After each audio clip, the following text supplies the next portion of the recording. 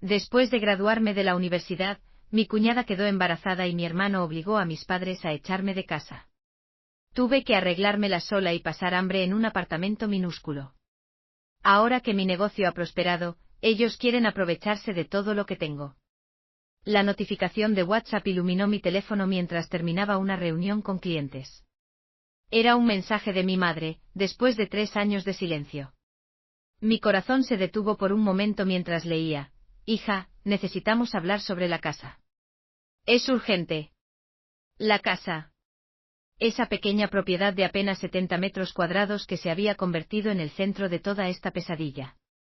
Mientras miraba el mensaje, los recuerdos de aquel día volvieron a mí como una avalancha, tan vívidos que casi podía oler el pastel de graduación que mi madre había preparado. Era julio de 2021, el día de mi graduación en Administración de Empresas. La ceremonia había sido hermosa y aunque éramos una familia humilde, mis padres habían organizado una pequeña celebración en casa. Mamá había decorado la sala con globos plateados y un cartel que decía: Felicidades, Ana.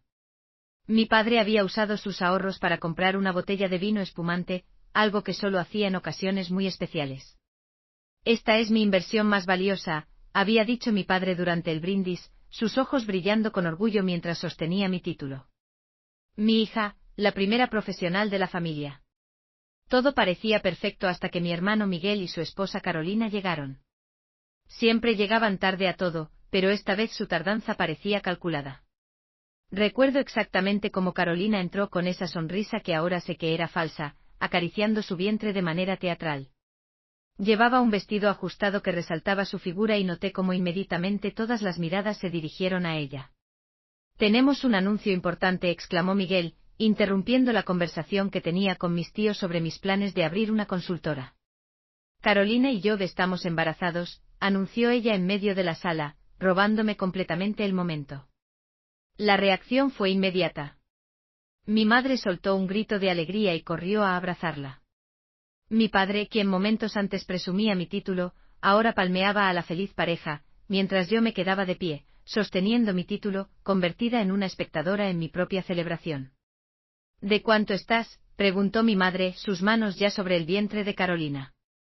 «Apenas unas semanas», respondió ella con voz dulce, «pero el médico dice que todo va perfecto». Durante las siguientes 2 horas, mi graduación se convirtió en una celebración de su embarazo. Cada vez que alguien intentaba hablar sobre mis logros o mis planes, Carolina tenía una crisis de náuseas o un mareo repentino que desviaba toda la atención hacia ella. Esa misma noche, mientras guardaba los restos de la celebración en la cocina, escuché a Miguel hablar con mis padres en el comedor. Me detuve en seco cuando escuché mi nombre, los platos sucios olvidados en mis manos. «Mamá, papá, tenemos que pensar en el futuro», comenzó Miguel con ese tono que usaba cuando quería conseguir algo.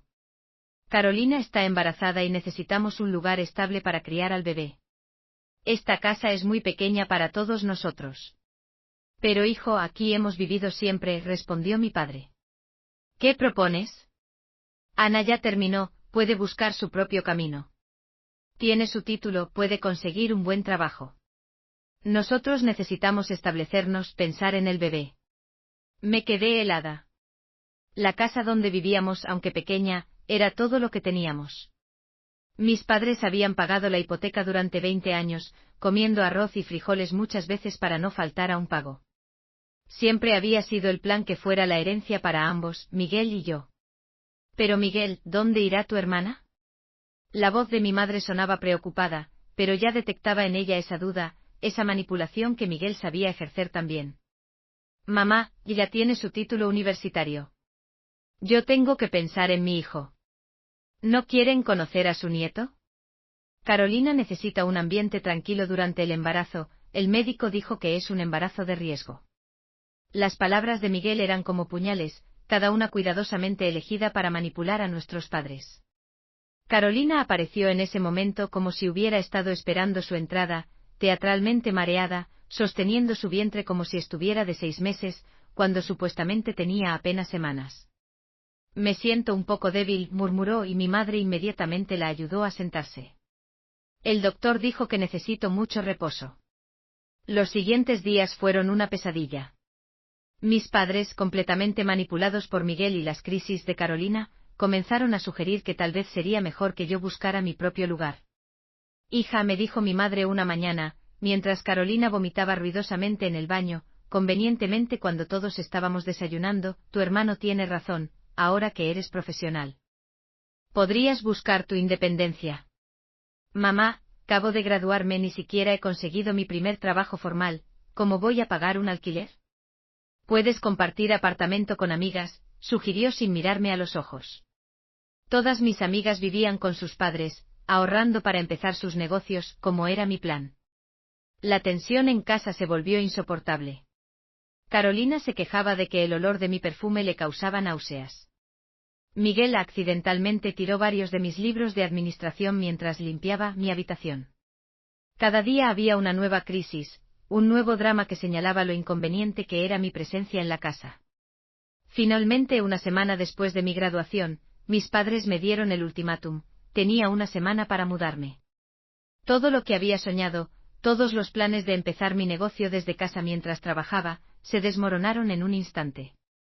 Es temporal, hija, dijo mi padre, sus ojos fijos en el suelo mientras me entregaba un sobre con algo de dinero. ¿Cuándo, papá? Cuando el bebé nazca. ¿Cuándo crezca?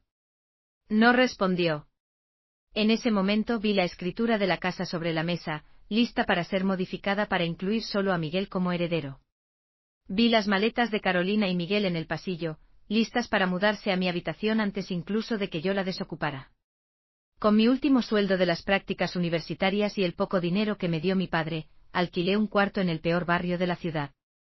Era un espacio tan pequeño que apenas cabía una cama individual y un escritorio. El baño era compartido con otros 5 inquilinos y la cocina, bueno, era apenas un rincón con una hornilla eléctrica y un mini refrigerador que hacía un ruido infernal.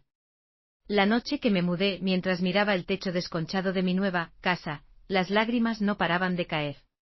No era solo el dolor de la traición, era la impotencia. Miguel siempre había sido así, manipulador, el hijo favorito que podía conseguir todo lo que quería, pero esta vez había llegado demasiado lejos. Es lo mejor para todos, fueron sus últimas palabras mientras cerraba la puerta de casa, mi casa, la casa que ahora, 3 años después, volvía a ser el centro de una nueva tormenta familiar. Miré nuevamente el mensaje de mi madre en el teléfono. Había más: tu hermano está vendiendo la casa, necesitamos que firmes unos papeles. Te extrañamos, hija. Me reí amargamente. Durante 3 años no hubo una sola llamada en mi cumpleaños, ni una visita cuando me enfermé de COVID y terminé hospitalizada, ni un mensaje cuando mi pequeña consultoría comenzó a despegar. Ahora de repente me extrañaban, ahora que necesitaban mi firma. Lo que ellos no sabían era que yo ya no era la misma chica ingenua que echaron de casa. Mi vida me había enseñado mucho en estos 3 años, y tenía más cartas bajo la manga de las que imaginaban. Mientras recordaba todo esto, otro mensaje de mi madre llegó: hija, ¿estás ahí? Es importante, tu hermano dice que es urgente. Claro que era urgente. Lo que ellos no sabían era que yo había estado investigando, y lo que había descubierto sobre el supuesto embarazo de Carolina iba a cambiar todo. Apagué el teléfono y me quedé mirando por la ventana de mi oficina. La vista del centro comercial frente a mi consultora me recordó mis primeros días después de la expulsión, cuando venía aquí a usar el wifi gratis. Qué diferente era todo ahora. Los primeros meses después de que me echaran fueron un infierno. El cuarto que había alquilado estaba en un edificio viejo con problemas de humedad tan graves que mis pocas prendas de ropa profesional se llenaron de moho. El olor era insoportable, pero no tenía dinero para comprar ropa nueva. Cada mañana era una lucha. Me levantaba a las 5 de la madrugada para poder usar el baño compartido antes que los otros inquilinos. El agua caliente era un lujo que solo teníamos los domingos, así que me bañaba con agua helada, temblando mientras repasaba mentalmente las empresas donde presentaría mi currículum ese día. Tienes un título universitario, pero sin experiencia, me decían en todas partes. Búscanos en 6 meses. Mi almuerzo consistía en fideos instantáneos que compraba en ofertas. A veces, cuando el hambre era insoportable, me paraba frente a las panaderías solo para oler el pan recién horneado. Una vez, la dueña de una de ellas me vio y me regaló un pan. Vienes aquí todos los días con los ojos, me dijo con una sonrisa compasiva. Toma, está recién hecho. Ese pan fue mi cena durante 2 días, lo racioné como si fuera un tesoro, guardando las migajas para engañar al estómago en los momentos de más hambre. Una noche, mientras cenaba mis fideos en la pequeña hornilla eléctrica, escuché a mis vecinos hablar sobre Carolina. «¿Viste a la embarazada del 5B?», decía una mujer. «Ya debería estar enorme, pero sigue igual». «Mi sobrina trabaja en la clínica donde se atiende», respondió otra. «Dice que es raro, nunca la han visto por allí». Me quedé paralizada, el tenedor a medio camino. De mi boca. Carolina nunca iba a sus controles. ¿Cómo era posible? Empecé a prestar más atención. Creé un perfil falso en Instagram para seguir a mi cuñada. Sus fotos eran extrañas, siempre con ropa suelta, siempre en ángulos específicos, nunca una ecografía clara. Mientras tanto, mi situación seguía siendo precaria. Un día, después de otra entrevista fallida, me senté en el centro comercial a usar el wifi.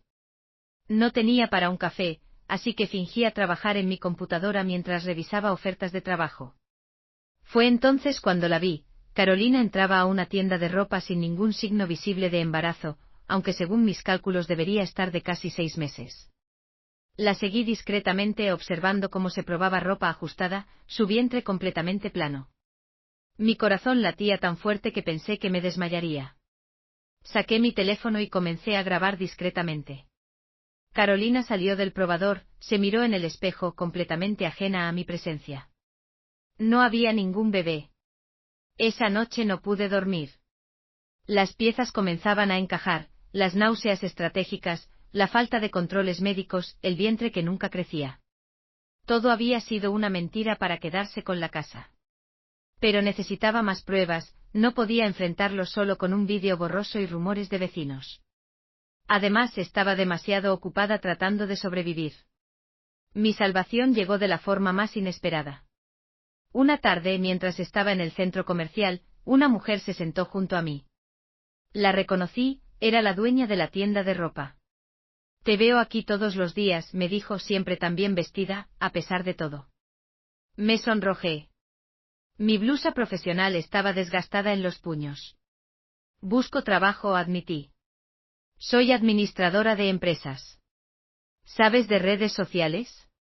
«Mi negocio necesita ayuda con eso». Así comenzó mi primer trabajo real. Patricia, la dueña, me pagaba por manejar sus redes sociales y hacer inventario. No era mucho, pero era un inicio. Lo mejor era que podía usar la trastienda como oficina. Un día, mientras organizaba el inventario, escuché a Patricia discutir con su contador. «Estos números no tienen sentido», gritaba ella. «¿Cómo puede la tienda estar perdiendo dinero si las ventas han aumentado?» Me armé de valor y me acerqué. «Disculpe, Patricia, ¿puedo ver los números?» En 3 horas había descubierto el problema. El sistema de inventario estaba mal configurado, registrando pérdidas donde no las había. Patricia estaba tan agradecida que me ofreció un aumento y me recomendó con otras tiendas del centro comercial. Poco a poco mi cartera de clientes comenzó a crecer. Trabajaba desde la mañana hasta la noche, comiendo una vez al día para ahorrar. Cada peso que ganaba lo invertía en mejorar mi imagen. Compré ropa nueva en oferta, arreglé mi computadora, imprimí tarjetas de presentación. Mientras tanto, seguía investigando a Carolina. Un día, recibí un mensaje de una antigua compañera de la universidad que trabajaba en una clínica. «Ana, no vas a creer esto. Tu cuñada, Carolina Méndez, nunca ha tenido una consulta prenatal aquí. De hecho, tenemos su historial. Se hizo una prueba de embarazo hace 6 meses, fue negativa». Guardé ese mensaje como si fuera oro, junto con los vídeos y fotos que había recopilado. Comenzaba a tener un caso sólido, pero aún no era el momento. Necesitaba ser paciente, construir mi vida primero. Una tarde, mientras cerraba la tienda con Patricia, me hizo una propuesta que cambiaría todo. «Ana, ¿has pensado en tener tu propia oficina? El local del 2.º piso está disponible». «No tengo dinero para un alquiler», interrumpí. «Podemos hacer un trato. Tú sigues manejando mis cuentas y yo te ayudo con el depósito. Veo cómo ayudas a María con su boutique y a Carlos con su restaurante. Tienes talento, niña». Esa noche, mientras volvía a mi cuarto húmedo, lloré. Pero esta vez no eran lágrimas de tristeza, por primera vez en meses veía una luz al final del túnel. Lo que no sabía era que esa luz también iluminaría la verdad sobre el embarazo falso de Carolina y, con ella, todos los secretos que mi hermano había estado ocultando. El segundo mensaje de mi madre seguía parpadeando en mi teléfono: hija, Miguel dice que si no firmas, tendrá que tomar medidas legales. Sonreí. Que las tome, pensé, porque yo también tengo las mías. Los siguientes meses fueron una vorágine de trabajo y descubrimientos. Mi pequeña oficina en el segundo piso del centro comercial se convirtió en mi refugio. Era un espacio modesto pero mío, las paredes antes descoloridas las pinté yo misma de un suave tono gris, compré plantas para darle vida al lugar y poco a poco fui armando un espacio profesional con muebles de segunda mano que restauraba los fines de semana. Mi lista de clientes crecía, ya no solo manejaba las cuentas de las tiendas del centro comercial, pequeños empresarios de la zona comenzaron a buscarme para ordenar sus finanzas y mejorar sus negocios.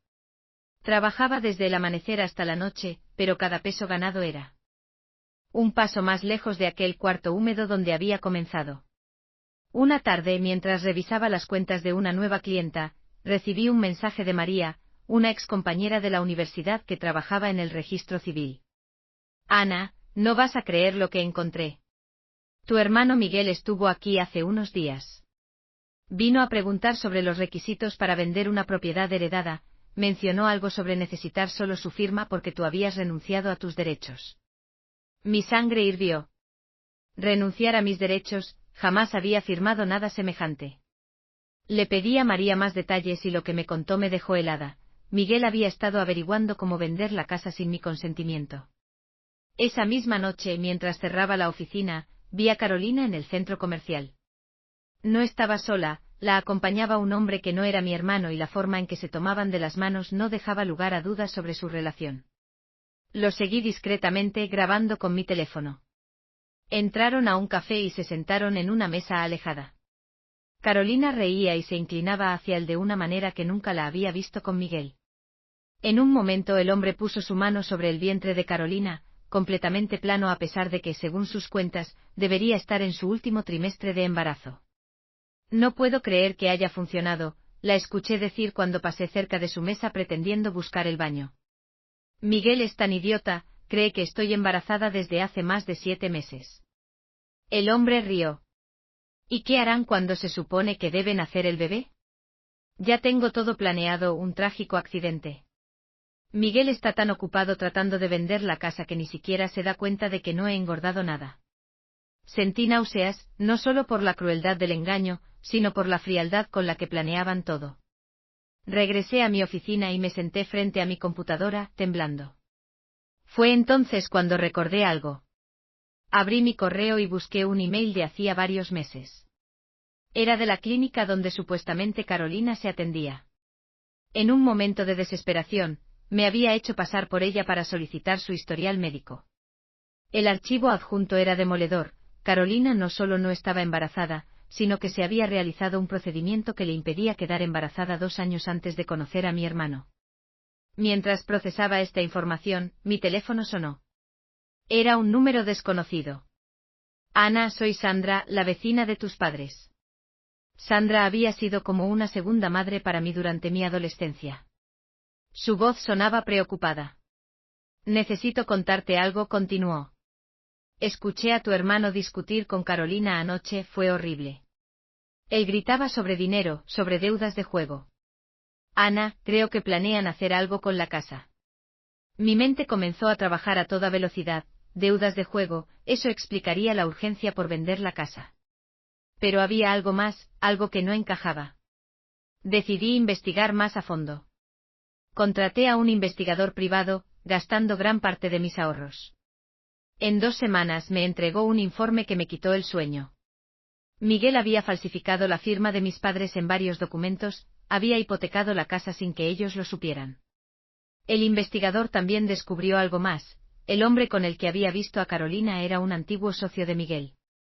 Juntos habían estafado a varios inversionistas en un esquema piramidal que ahora se estaba desmoronando. Todo comenzaba a tener sentido: el falso embarazo, la urgencia por echarme de casa, la necesidad de vender la propiedad. Era un elaborado plan para obtener dinero rápido y pagar sus deudas.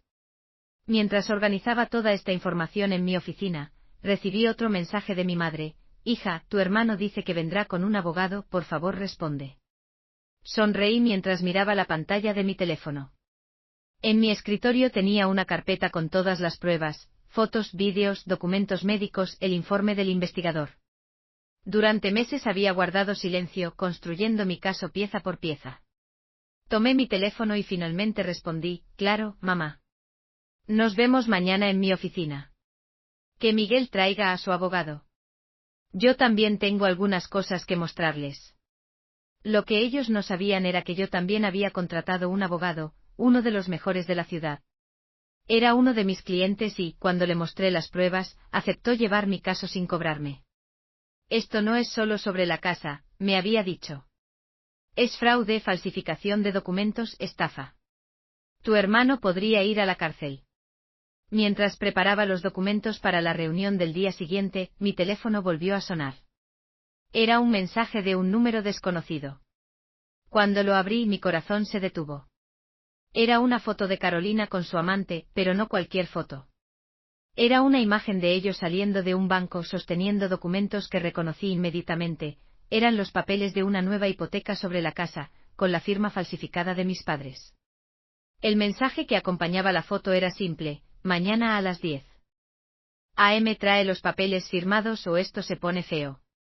Querían amenazarme, pero no sabían que acababan de darme la última pieza que necesitaba. Guardé el mensaje y sonreí. Mañana sería un día interesante. La mañana de la reunión, llegué a mi oficina 2 horas antes. El aire fresco del amanecer me ayudó a mantener la calma mientras preparaba cada detalle. Había dormido apenas 3 horas, repasando mentalmente cada documento, cada prueba, cada posible escenario. Mi asistente Lucía llegó temprano para ayudarme. La había contratado hacía un mes y aunque era nueva, se había convertido en un apoyo invaluable. Ana, ¿estás segura de que quieres hacer esto?, me preguntó mientras organizaba los documentos. Es peligroso. Por eso mismo necesito hacerlo, respondí mostrándole la última amenaza que había recibido durante la noche. Era otro mensaje de texto, esta vez con fotos de mis padres. Ellos confían en Miguel.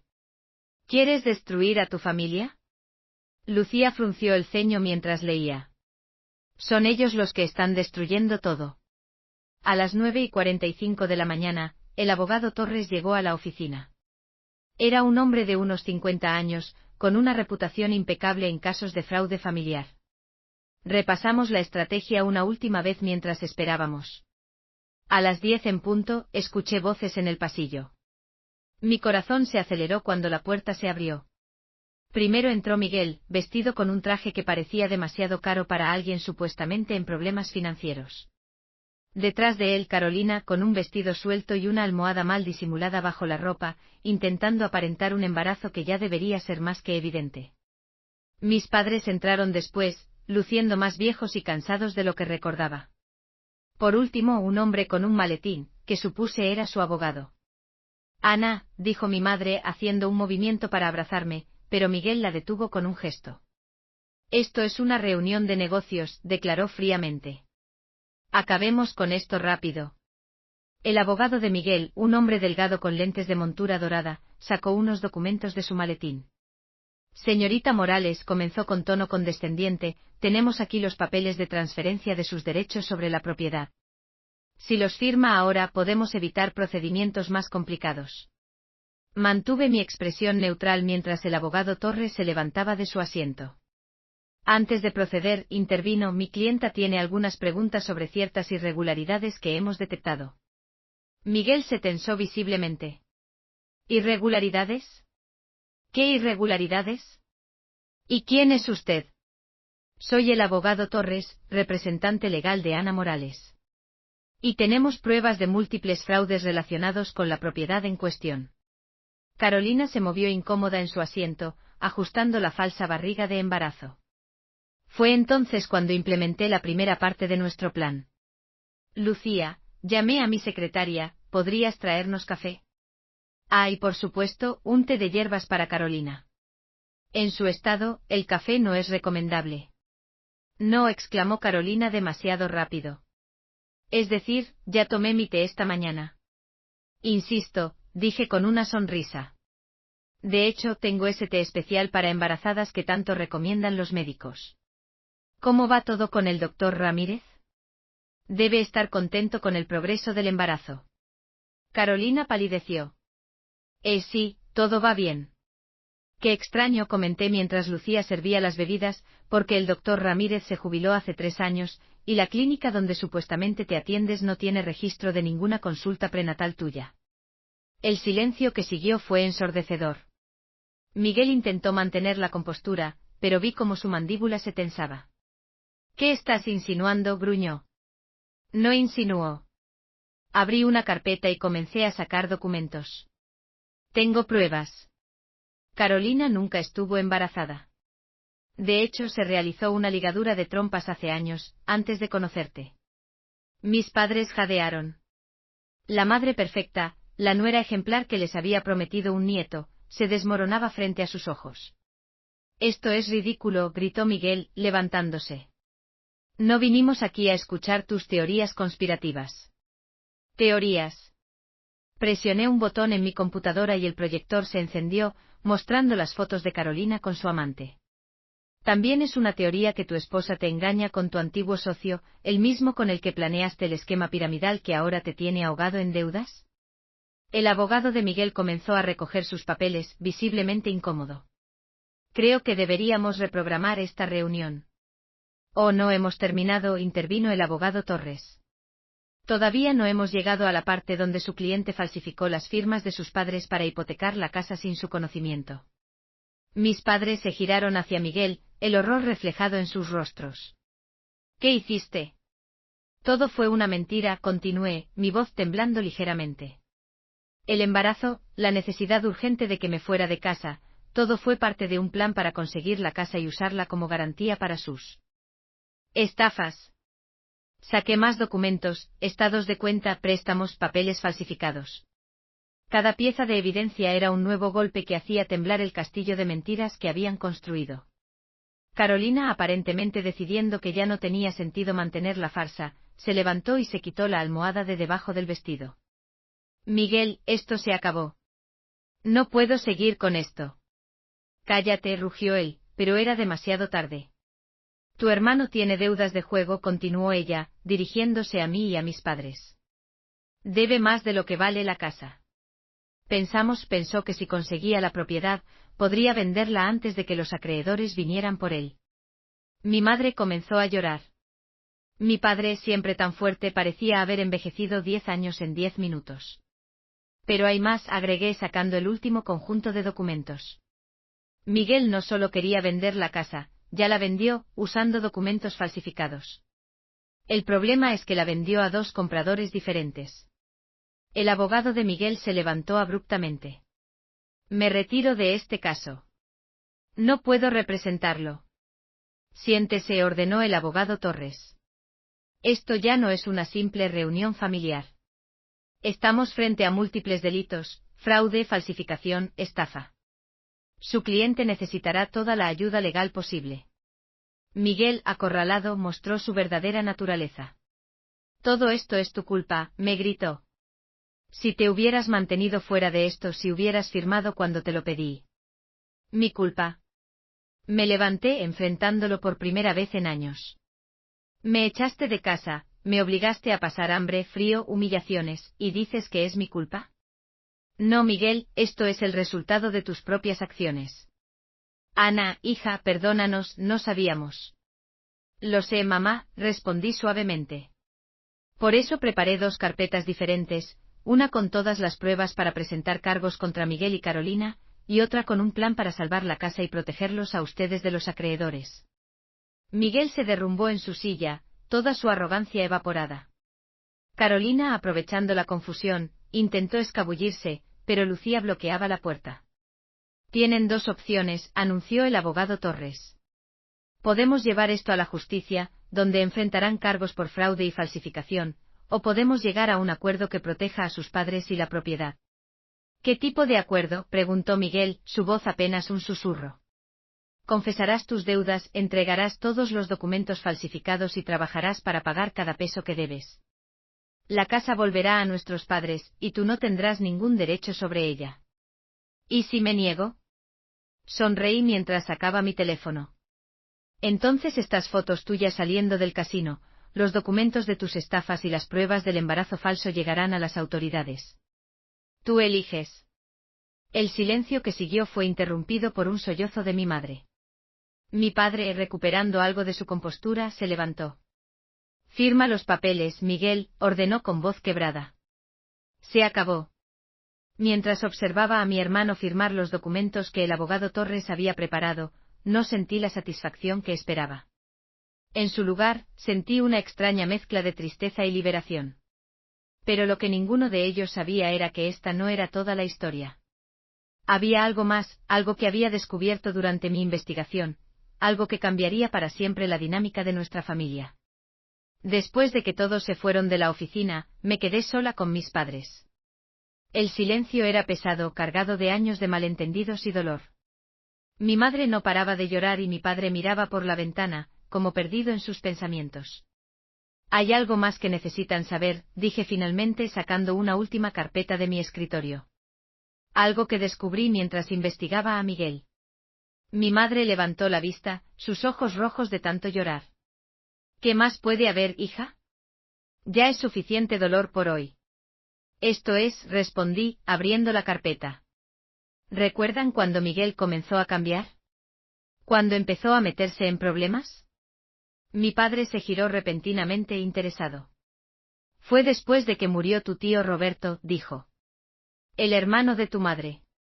Exacto, confirmé.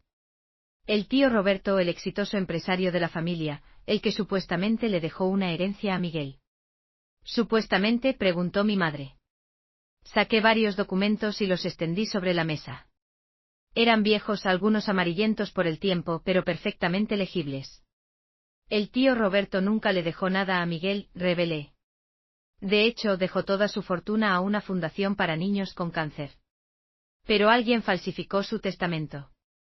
Mis padres se inclinaron sobre los papeles. Eran copias del testamento original, junto con documentos bancarios y cartas manuscritas del tío Roberto. Miguel nos mostró otros papeles, murmuró mi padre. Dijo que el tío Roberto lo había elegido como su sucesor. Todo era falso, interrumpí. Y hay más. ¿Recuerdan al abogado Mendoza? El que manejó todo después de la muerte del tío. Mis padres asintieron. Murió. En un accidente de auto 2 semanas después. Pero antes de morir, envió esto. Saqué un sobresellado. Lo había guardado en una caja de seguridad, con instrucciones de que se abriera si algo le pasaba. Con manos temblorosas abrí el sobre y leí la carta. Querida familia Morales, si están leyendo esto, algo me ha pasado. Necesito confesar algo. Miguel me obligó a falsificar el testamento de Roberto. Me amenazó con exponer algunos errores de mi pasado. Pero la verdad es que Roberto dejó todo su dinero a la fundación. También debo decirles que la noche antes de morir, Roberto me confesó que tenía sospechas sobre Miguel. Creía que alguien estaba robando de sus cuentas. Mi madre se llevó las manos a la boca, ahogando un grito. Mi padre se dejó caer en una silla, el peso de la verdad aplastándolo. Hay más, continué. El detective que contraté encontró esto. Mostré una serie de fotografías, Miguel saliendo del edificio del tío Roberto la noche de su muerte, que oficialmente había sido catalogada como un ataque cardíaco. No, susurró mi madre. No puede ser. Las cámaras de seguridad lo captaron entrando a las 11 de la noche. El tío Roberto fue encontrado muerto a la mañana siguiente. ¿Y esto? Saqué un recibo de farmacia. Miguel compró Digitalis una semana antes. Es una medicina para el corazón que en dosis altas puede provocar un ataque cardíaco. Mi padre se levantó de golpe, su rostro una máscara de horror y furia. ¿Estás diciendo que Miguel? No tengo pruebas definitivas, admití, pero hay demasiadas coincidencias. El testamento falso, la muerte del abogado, las amenazas, todo empezó ahí. El silencio que siguió fue ensordecedor. Mis padres se miraron, décadas de recuerdos reorganizándose bajo esta nueva luz. ¿Por qué nos muestras esto ahora?, preguntó finalmente mi padre. Porque necesitan saber la verdad sobre el hijo que eligieron por encima de mí. ¿Y por qué dudé un momento? Porque el detective encontró algo más. Miguel está planeando algo grande. Ha estado contactando a gente peligrosa, prestamistas del bajo mundo. ¿Qué podemos hacer?, preguntó mi madre, su voz apenas un susurro. Ya hice algo, respondí. Envié copias de toda la evidencia a una notaría. Si algo me pasa, todo saldrá a la luz. En ese momento mi teléfono sonó. Era un mensaje de un número desconocido. Hermanita, ¿realmente crees que puedes ganarme? Esto no ha terminado. Miré a mis padres, que observaban mi rostro con preocupación. Miguel no se detendrá, dije. Y ahora que lo acorralé, es más peligroso que nunca.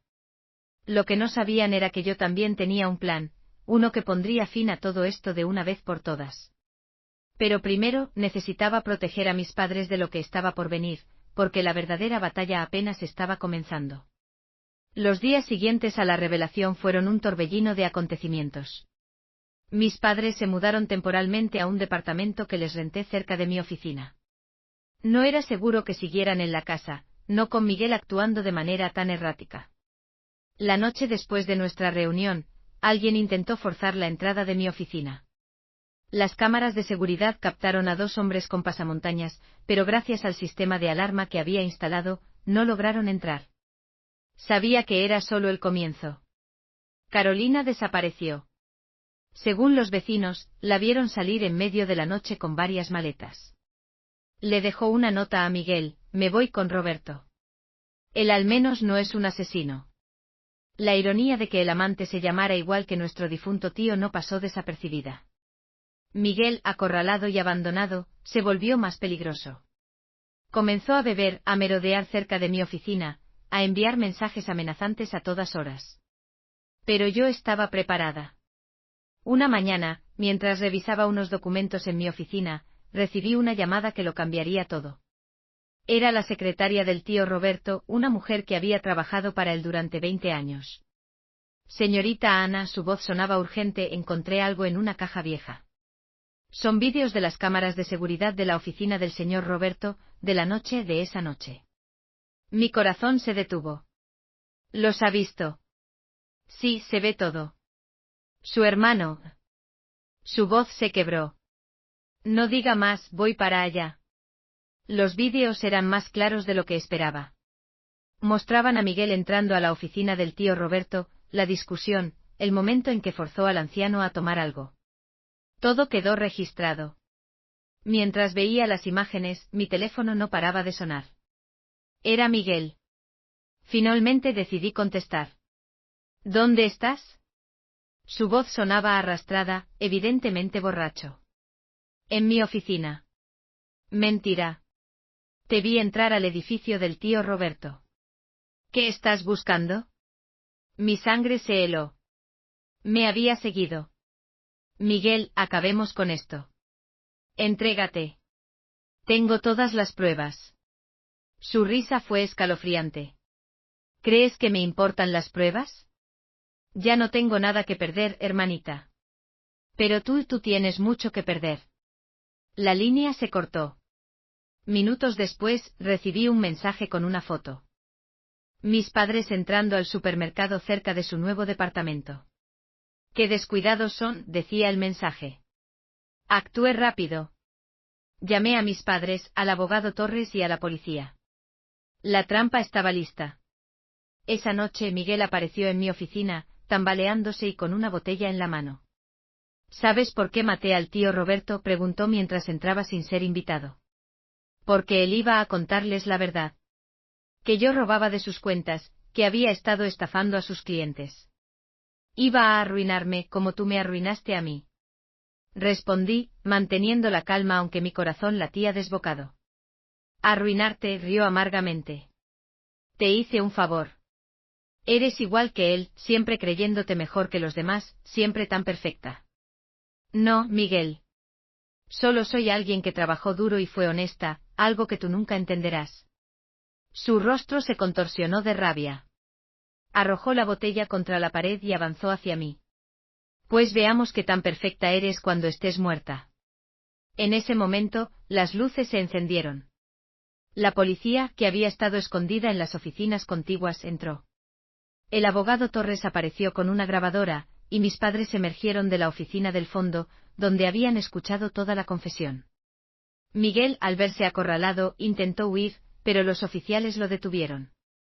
Mientras lo esposaban, nuestros padres lo miraban con una mezcla de horror y tristeza. Miguel Morales, anunció uno de los oficiales, está bajo arresto por el asesinato de Roberto Guzmán, intento de fraude, falsificación de documentos.